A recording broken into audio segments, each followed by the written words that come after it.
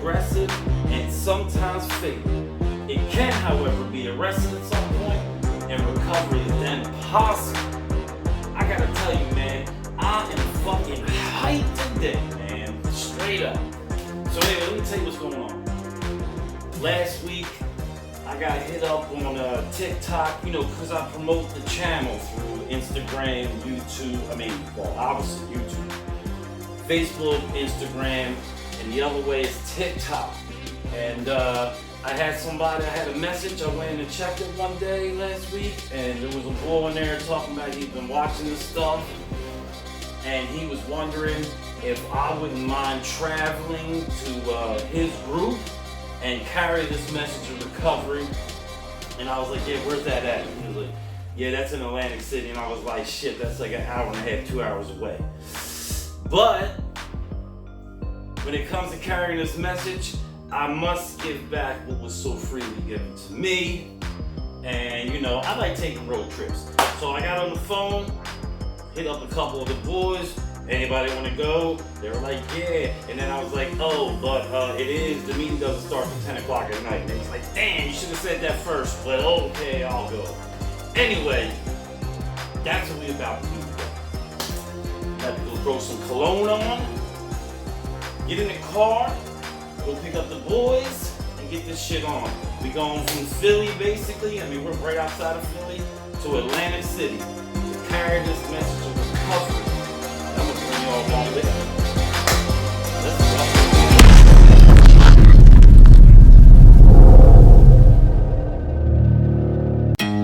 Alright, what's going on, YouTube? Just got in the car, I'm on my way. Pick up a couple of my homies. And this trip on the way, man. It's hot as fuck out.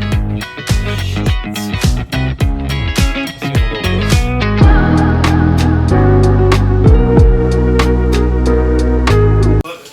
Alright, we're here with the boys. We about to roll out soon. That's Milo. Milo, look at this big ass head Milo got. That's a big head on that dog. That's a big head. We ready? You ready? Ready, baby. Ready? Let's go ready to carry this message. Mike's playing with his brand new book bag here. Mike, say hi to the people, Mike. Yo, bro. Hey, yo. What's going on? God bless. Alright, we're gonna get out of here soon.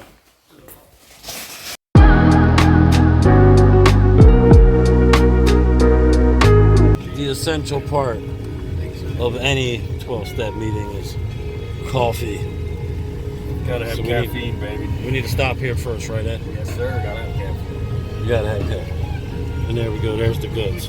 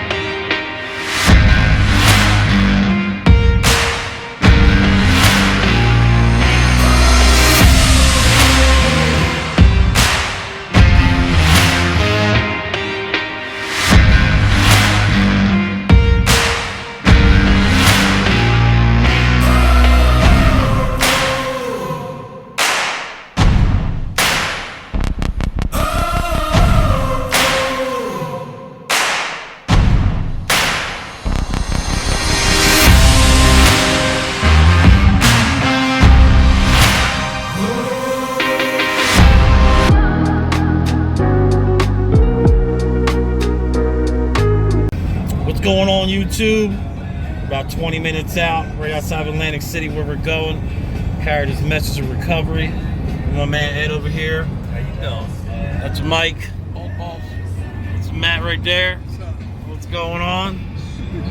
Let me ask you, Ed, how you feel about your primary purpose of carrying this message? I feel great about it, man. I love it. Listen, this is what helped save my life, and hopefully, we can spread this message and save somebody else's life. That's the whole point here, man.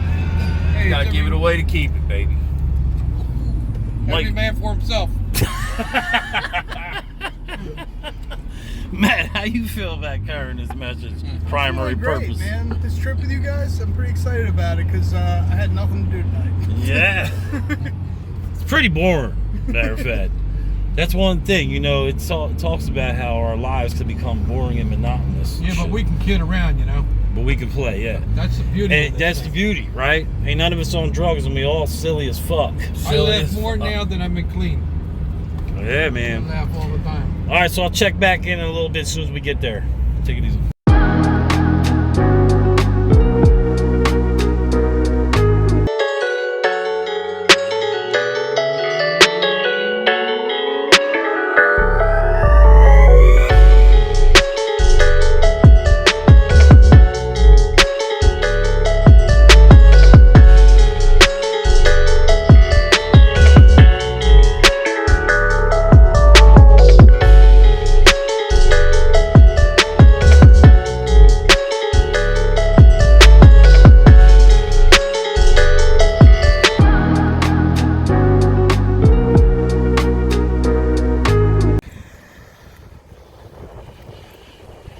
The mess you left. So where's that cafe? Wait, where the fuck are we?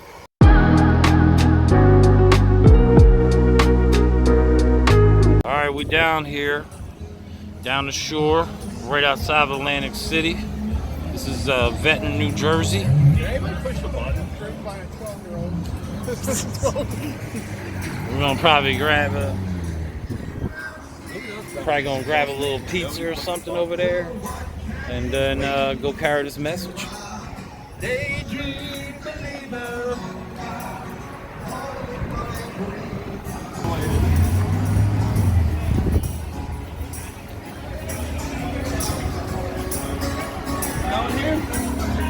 I guess let's get some pizza, man.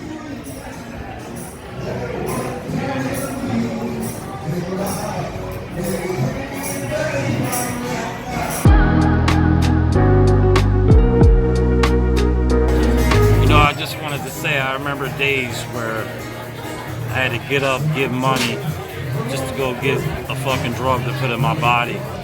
Life is fucking worthless. And today we can do things like this. Travel a couple hours from home to carry a message of recovery. Stop at places like this. Some live music going on. Sitting here with the boys. You know what I mean? What Living that clean recovery life. We do recover, man. you do recover. Where the skies are blue, sweet home Lord, I'm coming home to you.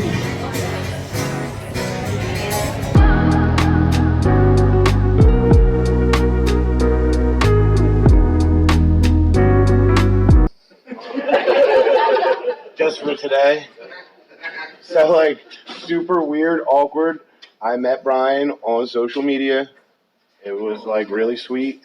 I was I was obsessing over TikToks, and then I started seeing this, and then I started watching all the pages, and then I did what we do. I reached out. I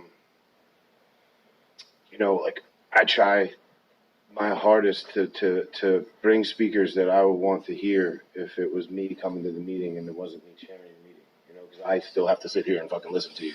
You know what I mean? So I want to hear a good speaker. Speakers come from long distances to share the message. So please give Brian the respect that he deserves. You're welcome. This is an awkward fucking chair right here. Right? We can get you a different one. I could curse sit because on I you can't curse. We're all Mormon. Yeah, I mean, I'm an ag named Brian. Yeah. Yeah, so drove about an hour and a half to get here. You know, not too bad. You know, I live right outside of Philly in Bristol, Pennsylvania. Oh. So I came here originally because I was supposed to speak on the fifth tradition. So I already had this in the bag, so I'm gonna say it anyway. You know, my primary purpose used to be to go get one, right? Whatever it took. You know what I mean?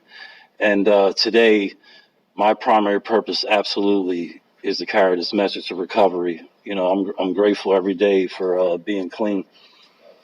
You know, I look around the room. I keep a small circle. You know, because you know, the bigger the circle, the more problems. More circle, more problems. You know, I look around the room. You know, there's a few dudes that drove up here with me, and I'm grateful for those guys too. So this is basically on the 9th step, and you know, before I got to that, I had to do a lot of fucking work. You know, I came in here pretty fucking broken. I was talking to him earlier. I first came into NA when I was 28, and I stayed for 9 years, and I was involved. You know, H&I commitments, all that stuff, sponsored, sponsees, all that, and at some point, I thought I was normal, and I decided I was going to stop answering the phone. My meetings attendance went to shit. It was kind of like recovery in reverse. You know, it was a meeting a week, meeting every 2 weeks.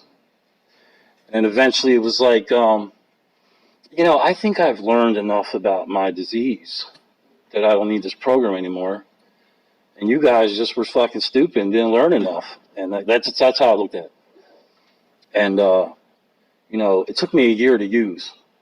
But eventually I was at a wedding and the champagne was going around. And I got to tell you, man, as soon as that shit hit the back of my throat, this fucking thing went off in my head like, yo, you're fucked, bro. And within like 8 months, everything was gone.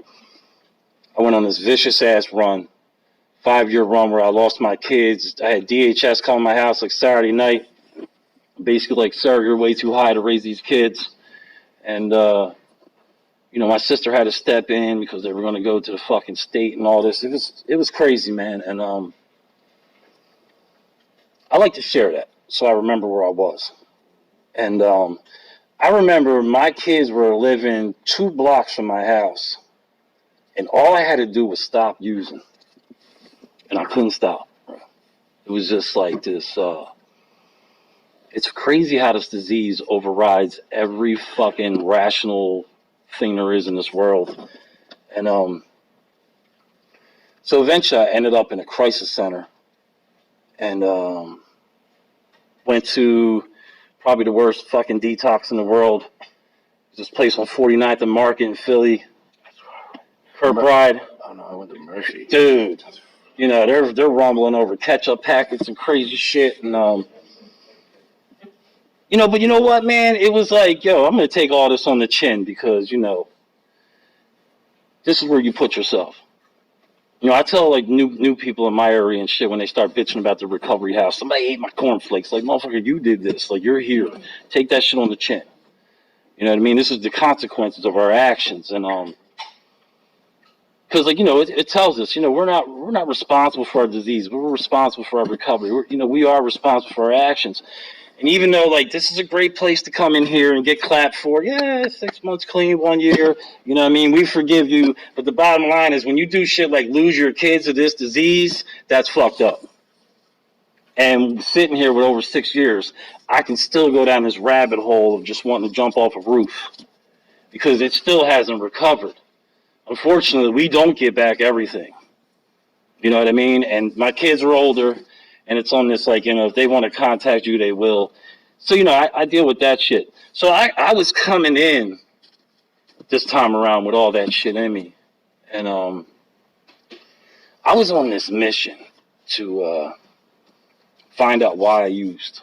Why did I use? Like, why did I stop coming here? Like, what the fuck was up with that? And, you know, first and foremost, the God I was using wasn't my God. It was your God. For about 8 years, You come to my area, you'll hear my atheist ass talk all day long. Like, I'm an atheist, right? So I was using your God, and it was like, that was one of the things. And the other thing was, I didn't really understand what Just for Today meant. I didn't understand that I'm on a daily reprieve, and that reprieve requires a daily effort, right? Because, like, for me, I can read all this shit. I've already read this shit back and forth to back, right? But at the end of the day, no matter how many meetings I go to, no matter how many fucking meetings I speak at, no matter how many speakers I hear or conventions I go to, the reality of it is, it's about this effort I do every day. And, like, I'm not saying, I sit there 24/7 with my textbook in my fucking hand and, on some spiritual level and shit, right? I'm still wilding out. There's still a committee up here that I got to fucking talk to every once in a while, and they direct me the wrong way, man. You know what I mean? And so I had all that shit when I came in. So I had to, and it's important for us because when we first get clean, it's like the first thing we want to do is go apologize to everybody we fucked, right? You know what I mean? Look at me. We think we think you should trust me now. I've been clean for 30 days. You shouldn't worry about that wedding ring I stole and fucking all that other shit. And we got to unpack some shit here. I had to unpack a lot of shit. I had to get honest with myself, and I had to be willing to find a fucking sponsor that was going to guide me through these steps, man. And my sponsor's dead ass opposite of me. He's black and he's very religious, but it's the greatest man I ever met. And, like, if your sponsor ain't the greatest fucking man you ever met, you might want to get another sponsor. That's how I see it. And so I had to work my way. I had to get into that 4th step and that 5th step and unpack all that shit. Why it is I did the things that I did, and dealing with that guilt and that shame, dealing with that imagined guilt and imagined shame. You know what I mean? Because I was one of those dudes who got molested when I was a kid, and I was still dealing with that. And for a while, I thought that was my fucking problem. I thought it was my problem that my mom was a junkie and abused the fuck out of me and my sister, and I couldn't save her. You know what I mean? My younger sister. So I had a lot of imagined shit too, man. So I had all that shit to deal with.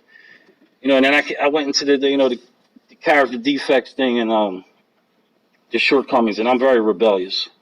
There's character defects that I have that I swear are assets. And if I get rid of this, that'll be my whole. I need to keep this one. You know what I mean? And mostly with women. That's the one I need to keep. I need to keep this one where I want to be in these toxic ass motherfucking relationships, because that's a comfortable insanity that I love. And I had to deal with that. So then I got to that point where, you get to this point, you get to your 8th step, and it's just about being willing to make the list in the first place. I was always told to do the 8th step like there ain't no 9th step. And that shit stood true because, when I was writing that shit down, making that list, I got halfway through that list and I put that shit down for like 6 months because I kept thinking about what I have to do after I make this list. And eventually my sponsor was just like, get the living or get the dying, right? Because this shit is serious for us. And see, out in the world, to me, it's like, I live by, don't sweat the small shit. But in here, man, that small shit becomes very big, man. And it could take us the fuck out. So I got into my 9th step. And for me, like, I'll just, my 4th and 5th was very freeing to me as it was. Right? It was very freeing to unload that shit to another human being and myself and the God I'm understanding.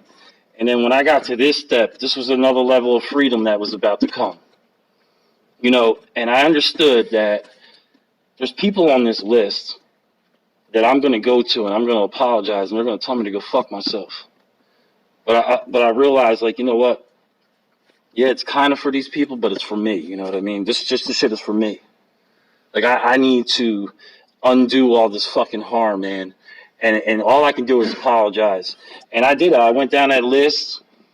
I did get a phone call with my kids, and after that, I still didn't hear nothing from them.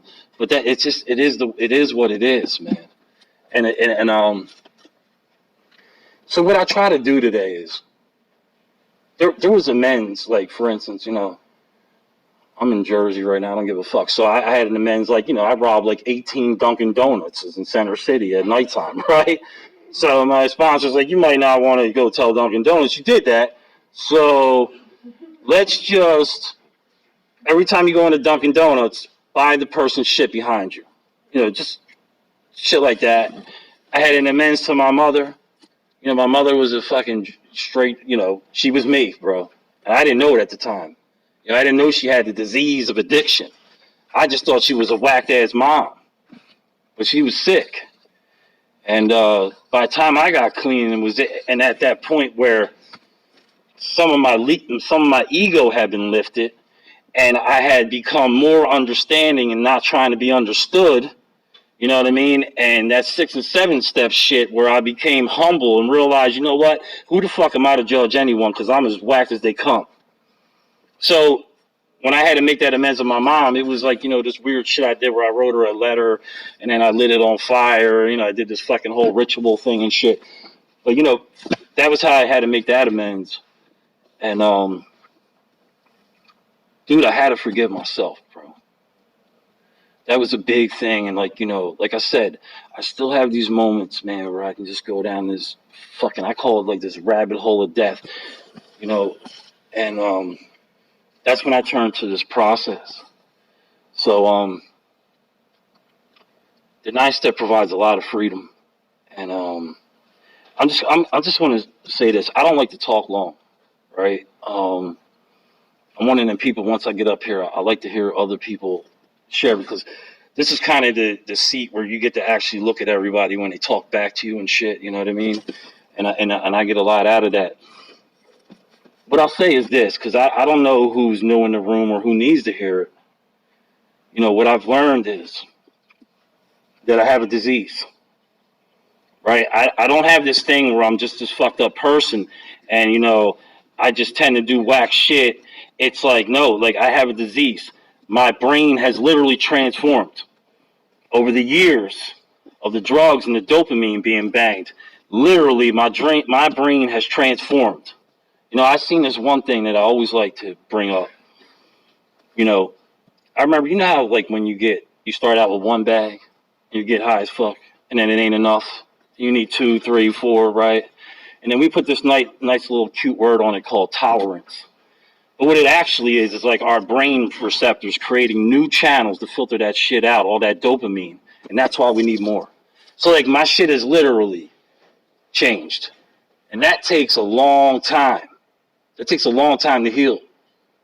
It might be one of the reasons we say this isn't curable. I don't know. I tend to think, for me, why it ain't curable, because I still tend to do shit that brings on extra dopamine shots.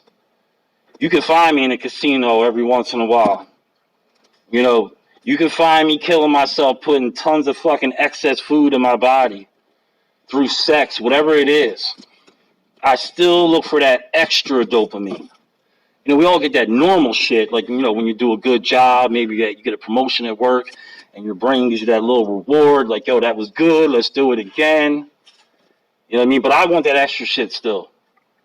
You know, so I try to let, especially the newcomers, understand that, like, first of all, you need to find out if you even have the disease of addiction. Because I believe some of us, we came in here with substance abuse problems. Things happen to us, traumatic events, and we turn to a bottle or a pill or a joint, whatever it was. You know what I mean? Because I've met people, man, that were able to, like, come here for a couple weeks and stay clean for the rest of their life without this shit. Well, I don't know about the rest of their life, but for years. I know people right now, man. But it was like they had to get far enough away from the drug to realize the error of their ways. For me, it don't work like that. This shit is, my head, it's just more, bro. I just want more. Like, all the time I want more, no matter what it is. And here's the deal. It's a very simple process for complicated individuals like us. But it's like, we call these suggestions. But to me, if you have the disease of addiction, you must get a sponsor. You must allow that sponsor to guide you through these steps. right? You must get a God of your understanding. You must have a home group and fucking participate in that home group, right? And get yourself a circle of friends. Because this book says if you do all those things, you will never relapse. Like, there ain't anywhere in this literature that uses words like that except for that one fucking sentence in recovery and relapse. We have never seen anyone relapse who's living the NA program. So that's all I got to share.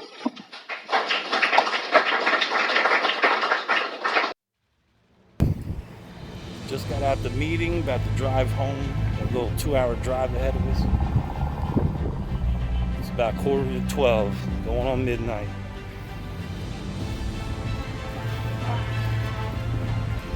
Me and the boys headed home, man.